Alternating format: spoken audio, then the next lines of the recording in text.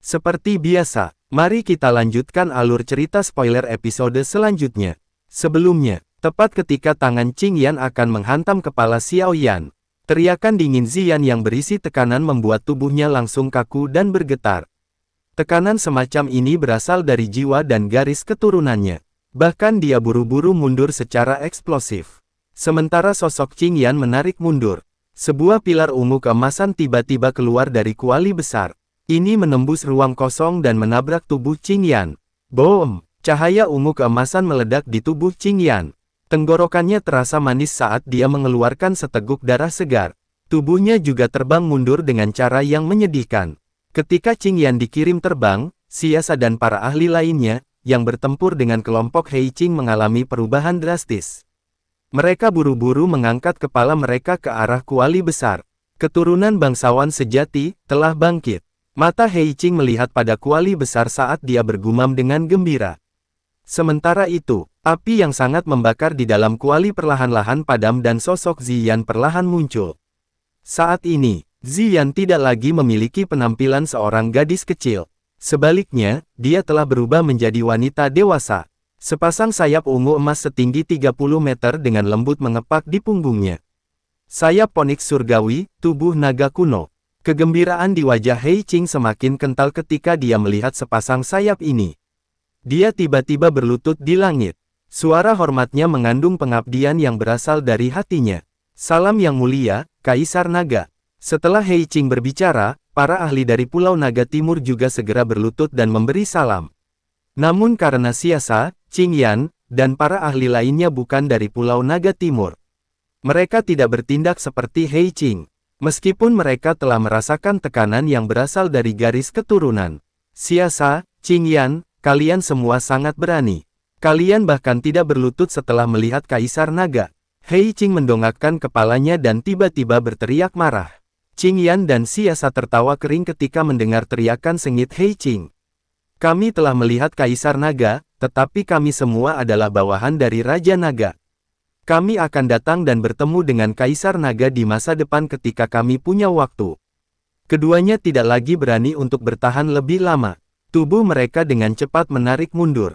Bajingan, Heiqing sangat marah ketika melihat orang-orang ini berbalik untuk melarikan diri. Namun Ziyan, yang baru saja melangkah keluar dari kuali besar, melambaikan tangannya. Sayapnya mengepak dan tubuhnya muncul di depan Xiao Yan yang matanya sudah tertutup. Kemudian, tangannya dengan lembut ditempatkan di dahi Xiao Yan. Cahaya ungu keemasan dengan cepat memasuki tubuh Xiao Yan dan membungkusnya. Jagalah dia dengan baik dan biarkan dia beristirahat. Tinggalkan masalah Pulau Naga padaku. Ziyan menyerahkan Xiao Yan pada Heiqing dan memberi perintah. Heiqing buru-buru mendukung Xiao Yan dengan sikap hormat. Setelah itu, dia memegang Xiao Yan dalam pelukannya saat dia dengan cepat mundur. Setelah Heiqing mundur, mata ungu keemasan Ziyan melayang di sekitar Pulau Naga kuno. Sayapnya mengepak dengan lembut dan tubuhnya segera muncul tinggi di langit. Cahaya ungu keemasan yang kaya terus menyebar dari dalam tubuhnya dan tersebar di setiap sudut Pulau Naga kuno. Ini, tekanan darah yang kuat. Itu, Kaisar Naga. Semua medan pertempuran di Pulau Naga kuno berhenti hampir seketika ketika cahaya ungu keemasan menyebar. Ini, mata Manyan terkejut saat dia melihat ke langit. Cakar naga, lengan naga di tubuhnya mulai berubah di bawah cahaya ungu keemasan. Dalam sekejap mata, dia sekali lagi kembali ke penampilan pria tua biasa. Apakah benar-benar berhasil? Tetua Zuli terkejut saat dia mempelajari sosok di langit. Sesaat kemudian, kedua kakinya perlahan berlutut di langit, air mata tuanya juga jatuh. Kaisar Naga akhirnya muncul di suku naga kuno Void. Boom, boom, banyak sosok di langit, di tanah, dan di sekitar gunung dengan hormat dan berlutut pada saat ini. Dengan penampilan Kaisar Naga, 3 Raja Naga besar benar-benar akan panik. Manyan dengan lembut menghela nafas. Masalahnya hari ini telah gagal total. Dengan kehadiran Kaisar Naga besar di Pulau Naga Timur, para ahli dari 3 pulau lainnya tidak lagi memiliki kekuatan tempur sedikitpun. Para komandan dari 3 pulau, pergi bersama orang-orangmu dalam waktu 10 napas. Sementara Manyan menghela nafas, sebuah suara tenang yang dipenuhi dengan tekanan perlahan-lahan turun dari langit yang jauh. Manyan dan Xiao tertawa pahit setelah mendengar kata-kata ini. Man Yan menoleh untuk melihat Zuli dan dengan lembut berkata, ketahanan Pulau Naga Timur mungkin benar. Namun, kalian semua harus berhati-hati di masa depan. 3 Raja Naga besar orang yang penuh dengan ambisi liar. Mereka tidak akan mengizinkan Kaisar Naga untuk menyatukan suku Naga kuno Void. Kemudian Man Yan melambaikan tangannya dan memimpin banyak sosok ke dalam ruang kosong di luar Pulau Naga Timur. Setelah kembali, beritahu 3 Raja Naga besar. Suku Naga kuno Void hanya memiliki Kaisar Naga tunggal sejak zaman kuno. Tidak ada Raja Naga. Ketika saatnya tiba, Kaisar ini secara pribadi akan mengambil jejak garis keturunan bangsawan mereka. Sosok Ziyan yang ditutupi oleh cahaya ungu sekali lagi berbicara ketika para ahli dari 3 pulau melarikan diri ke ruang kosong. Sementara itu, ketika Xiao Yan sadarkan diri, dia menemukan bahwa dirinya sudah berada di tempat tidur. Tangannya tanpa sadar menempel di tempat tidur saat dia berdiri. Namun tiba-tiba ranjang langsung menjadi debu. Ini, apa yang terjadi?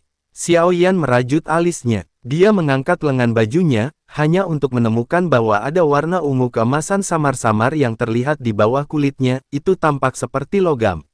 Sementara Xiao Yan merasa bingung karena perubahan di tubuhnya, pintu kamar didorong terbuka.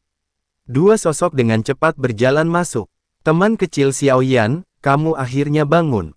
Tetua Zuli. Xiao Yan buru-buru berdiri dan menangkupkan kedua tangannya. Tetua Zuli hanya tersenyum dan melambaikan tangannya. Apakah Ziyan telah berhasil? Xiao Yan buru-buru bertanya dan Tetua Zuli hanya mengangguk. Di mana Ziyan? Mata Xiao Yan menyapu sambil bertanya dengan cara tertegun. Kaisar Naga Agung belum sepenuhnya menyerap semua energi di dalam buah asal Naga Phoenix. Setelah muncul dan mengalahkan mereka yang datang untuk menyerang, dia melakukan retret. Tetua Zuli tertawa. Xiao Yan mengangguk setelah mendengar penjelasan ini. Tampaknya ada beberapa perubahan pada tubuhku. Tangan Xiao Yan dengan lembut menggosok lengannya sebelum dia tiba-tiba mengajukan pertanyaan. Teman kecil Xiao Yan telah menemukannya. Ini dilakukan oleh Kaisar Naga. Dia memasukkan sebagian kekuatan Naga Phoenix ke dalam tubuhmu dan mengaktifkan esensi darah naga kuno yang telah kamu konsumsi. Dengan demikian, tubuhmu telah diperkuat. Kekuatanmu seharusnya tidak kalah dengan binatang sihir yang telah mencapai level Dozun. Zuli tersenyum saat menjelaskan. Kejutan melintas di mata Xiao Yan. Tidak heran dia merasakan ada sesuatu. Kekuatan Naga Phoenix tidak sesederhana seperti yang kamu bayangkan. Fokuskan pikiranmu dan aktifkan kekuatan yang tidak dikenal itu. Lihat apa yang akan terjadi. Tetua Zuli berbicara dengan cara yang misterius. Xiao Yan ragu sejenak sebelum mengangguk dan menutup kedua matanya. Kemudian memfokuskan pikirannya. Ketika dia membuka matanya lagi, dia terkejut melihat bahwa setiap bagian dari tubuhnya, kecuali kepalanya telah membentuk sisik naga emas. Itu seperti armor yang menutupi tubuhnya. Armor Naga Phoenix kuno adalah barang bagus. Dengan benda ini bersama dengan kekuatanmu, kamu hanya akan menderita luka ringan bahkan jika kamu menerima pukulan dari Tianzun ke-9 dari Hall of Soul. Hei Qing tertawa, nada suaranya sedikit mengandung iri. Ini memang barang bagus. Xiao Yan sadar bahwa kekuatan pertahanannya telah meningkat 2 atau 3 tingkat karena armor Naga Phoenix kuno ini. Itu benar, di mana Qinglin? Gadis itu memiliki jiwa dari ular surgawi kuno dalam tubuhnya. Secara alami itu sangat brutal. Karena dia adalah temanmu, kami secara alami akan membantunya. Kami telah mengizinkannya untuk berlatih di makam naga kuno. Aura naga di sana sangat kuat. Itu dapat menekan jiwa ular berkepala 9, memungkinkan untuk disempurnakan dan diserap. Zuli tersenyum saat dia memberi penjelasan. Xiao Yan diam-diam mengangguk. Dalam hal ini, aku akan tetap berada di Pulau Naga Kuno untuk jangka waktu tertentu. Tetua Zuli, bolehkah aku tahu, apakah ada tempat petir berkumpul di dalam ruang kosong ini? Boneka iblis langit hampir lumpuh di tangan ahli dari Sekte Langit Mendalam. Hanya dengan menggunakan kekuatan petir, boneka iblis langit bisa diperbaiki. Tetua Zuli sedikit terkejut. Dia merenung sejenak sebelum perlahan mengangguk. Keesokan harinya, sebuah bayangan cahaya raksasa menerobos ruang kosong seperti kilat. Itu adalah naga hitam yang sangat besar. Sosok Xiao Yan duduk di atas kepala naga besar. Saudara Xiao Yan, kita akan tiba di kolam petir kuno yang tetua ketiga sebutkan. Hei Qing tiba-tiba berkata. Tidak lama setelah Hei Qing berkata, di depan mereka sudah muncul sebuah danau luasnya hampir 300 meter. Namun, bagian dalam danau tidak terdiri dari air biasa. Sebaliknya, itu dipenuhi dengan petir berwarna perak. Sungguh kekuatan petir yang padat. Xiao Yan perlahan pulih dari keterkejutannya saat melihat kolam yang dipenuhi cahaya perak. Meskipun ini tempat yang berbahaya, dia yakin. Dengan kolam cahaya petir ini, dia akan mampu memperbaiki boneka iblis langit yang rusak. Jika dia benar-benar bisa mencapai tahap itu, bukankah Xiao Yan akan memiliki 11 boneka iblis langit yang setara dengan Douzun? Kakak Hei Qing, aku akan masuk dulu. Aku akan mengirimkan sinyal jika sesuatu terjadi. Hei Qing tidak berdaya ketika dia melihat bahwa Xiao Yan benar-benar ingin memasuki kolam cahaya. Dia hanya bisa mengangguk. Aku akan menjaga kolam cahaya selama periode waktu ini sampai kamu menyelesaikan pelatihanmu. Jika kamu menemui masalah tak terduga, cukup kirim sinyal dan aku akan masuk dan menyelamatkanmu. Kalau begitu, aku akan merepotkan kakak Hei Qing. Xiao Yan tersenyum sedikit. Kemudian jari-jari kakinya menekan kepala naga besar dan tubuhnya bergegas memasuki kolam petir dan api surgawi dengan cepat melonjak dan melilit tubuhnya. Boom, boom, boom. Petir perak seperti ular terus meledak dalam kolam cahaya.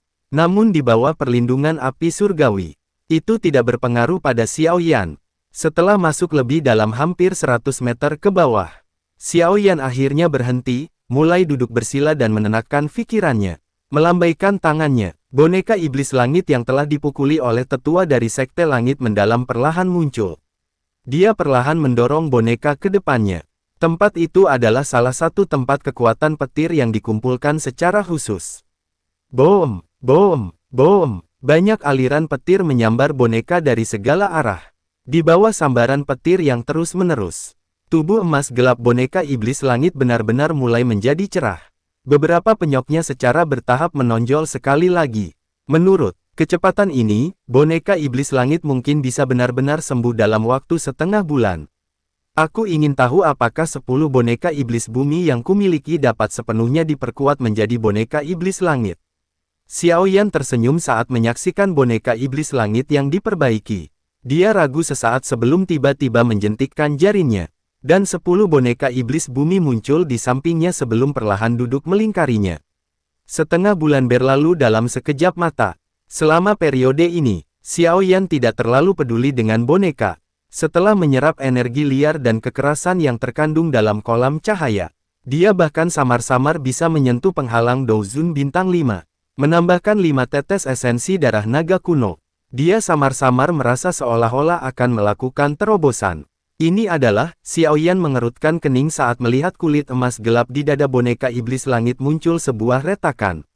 Yang artinya, boneka telah mencapai batasnya untuk menyerap kekuatan petir. Dengan menyesal, dia hanya bisa memasukkan kembali boneka iblis langit ke cincin penyimpanannya. Setelah itu, matanya sejenak mendarat pada 10 boneka iblis bumi lainnya yang baru memunculkan bintik-bintik emas.